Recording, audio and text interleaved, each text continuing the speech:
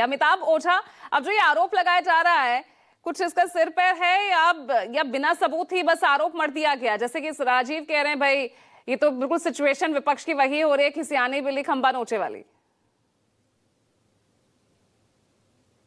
देखिए पूजा, बिल्कुल जिस तरीके से इस बार जब चुनाव की प्रक्रिया शुरू हुई थी तो उसके बाद चुनाव आयोग ने इस बात को लेकर स्पष्ट किया था कि कई राजनीतिक दलों से जब उनकी मुलाकात हुई थी, ईवीएम में छेड़छाड़ के शिकायतें भी हुई थी कि आमतौर पर ईवीएम में छेड़छाड़ करने की शिकायत होती थी। इस बार जब चुनाव की प्रक्रिया शुरू हुई थी उसी वक्त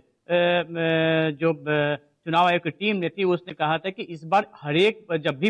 जब वोटिंग की प्रक्रिया शुरू होने के पहले मॉक पोल की जाएगी और तमाम जो पार्टियों के एजेंट वहां पे मौजूद रहेंगे उनकी साइन होती है और उसके बाद जो मॉक पोल में जितने भी वोटों की जो मॉक पोल किए जाते हैं उनकी साइन होती है। इसके अलावा जब वो सील होते हैं उस समय भी उनकी हस्ताक्षर होते हैं और उसके बाद जब वो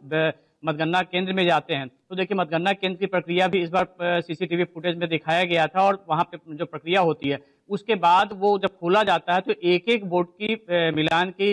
मिलान जो है वीवीपैट की पर्ची से होती है। तो अब इसमें अब आरोप प्रत्यारोप का दौर है, इसमें आगे चलेगा, लेकिन फिलहाल ऐसा कुछ नहीं दिख रहा है। लेकिन अब आगे इसमें जांच होगी तो ये एक बड़ा मुद्दा जरूर जगदानंद सिंह ने कल जो अपना बयान दिया है उसमें वो छेड़ दिए हैं, क्योंकि उनका एक और कहना था कि जहां जहां जो बीजेपी उम्मीदवारों की जो जीत हुई है एक बड़े मार्जिन से हुई है, तो इसको लेके उनका शक गहरा रहा था। जबकि एक निर्दलीय उम्मीदवार के बारे में उन्होंने कहा कि उसे शून्य मत मिले हैं। तो इस तरीके की बातें अब आ रही है, हालांकि अभी आधिकारिक तौर पे या कोई एविडेंस इन बातों का नहीं है कि ये जो आरोप लग रहे हैं, लेकिन ये एक बड़ा मुद्दा जरूर बिहार में छिड़ गया है इन नतीजों के बाद। क्योंकि नतीजों के बाद जहां कांग्रेस ने लगातार कई ट्वीट भले ही किए हों, आरजेडी की कल की बैठक के बाद इस तरीके की प्रतिक्रिया आ रही है, तो निश्चित तौर पे आने वाले दिनों में ये एक और बड़ा मुद्दा जरूर बनेगा।